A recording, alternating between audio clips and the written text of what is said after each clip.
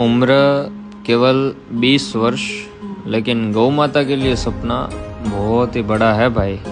आज गौशाला का कार्य ख़त्म किया, अभी एडिटिंग का काम ख़त्म किया और बहुत ही थक चुका हूँ, इसलिए राधे राधे के अतिरिक्त कुछ बोलूँगा नहीं। लेकिन आप सब हमारे गौशाला के आसपास का ये अद्भुत और सुंदर वातावरण अवश्य देख कर जाए। हे जी मने जीणो जीणो नाद संभळाय,